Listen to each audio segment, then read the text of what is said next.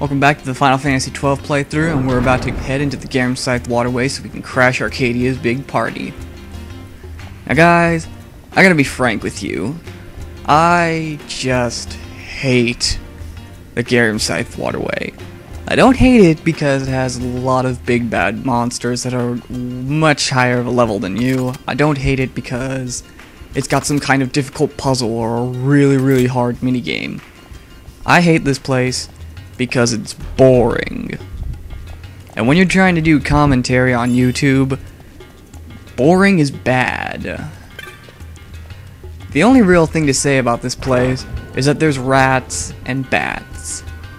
That's about it. So for today's part, I'm pretty much just going to say basically the Scythe waterway is pretty much your last chance to grind. You can try and grind off the rats and the bats for a bit before moving on with the story, but for the most part, the Scythe waterway is pretty much the point of no return. Yeah, unfortunately, we don't have much of a map to go on, so, yeah, this part's going to take some time. The rats are a little different here in the fact that they're actually level 3 rather than the usual level 1 that we face at the beginning of the game. Unlike last time, they don't drop 2 license points, which really could have come in handy. Instead, they drop 1 license point, like normal. Every once in a while, when you meet a rat, it'll probably be confused or something like that, and it'll have the chance to hit itself. Once you hit it, though, it'll be knocked out of its confusion. Just the sheer overabundance of rats is probably going to be what worries you the most, since they're all basically ganging up on you, but chances are you're already at a high enough level where you don't have to worry about taking too much damage from them. And all you're really doing is just getting rat pelts so that way you can sell them later on. Like I said, this is pretty much the point of no return. You're not going to be able to buy anything later on. So for now, just try to get as many rat pelts as you can. Maybe get some last minute license points so you could probably be able to cast magic or something like that. So since we have a while till the end of the part, we might as well just recap what we've been through so far. So at the beginning, Archadia invades Dalmasca, and we had to try and save the king. Unfortunately, Bosch became a traitor and killed us near the end. So now we're playing as Vaughn, trying to break into the castle for some kind of revenge scheme or something like that. I really don't know. And that's why we have this mystical MacGuffin stone, the Crescent Stone, even though we could have used a Sunstone just fine, and we probably could have bought one at the store. So, yeah, Final Fantasy XII, riveting.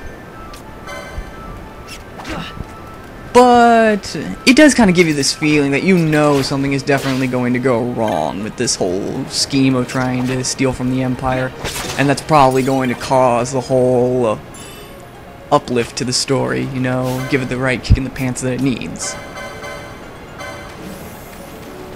But right now, just having to go through this sewer fighting seemingly endless bats and rats, it just sucks.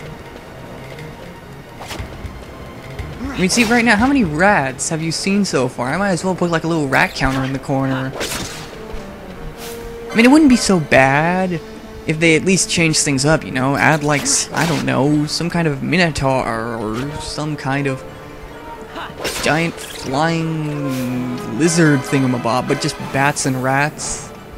It's not interesting at all. No, Square, no, it just isn't.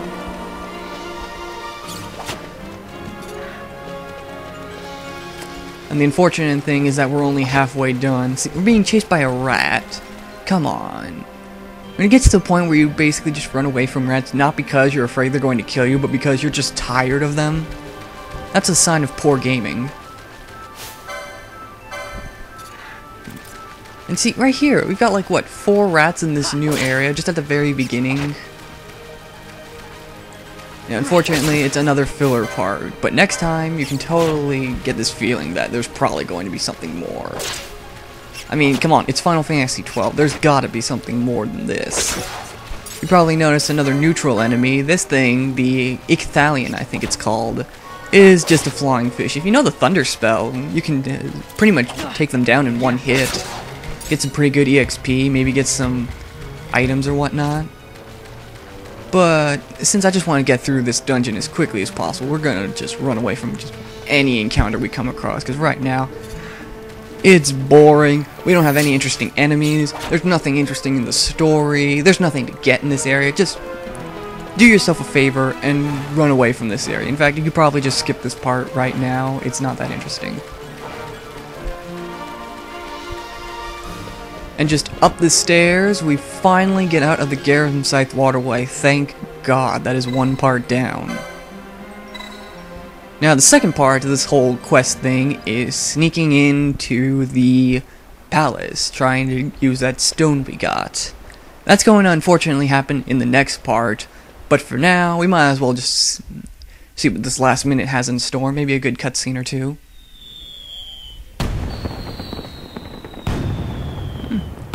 Well, I guess I wasn't technically wrong. I mean, fireworks are always cool. And some guards, always interesting. I'm sorry, I think I might have put in the wrong game. Just a flying motorcycle. Huzzah! And here we have a cameo.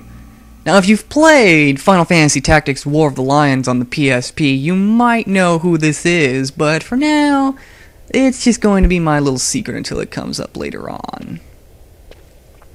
I want to thank you for watching, and I really do mean thank you for watching, because I know this wasn't interesting. But for now, next time, we're going to actually go through the castle and do our mission. See you later.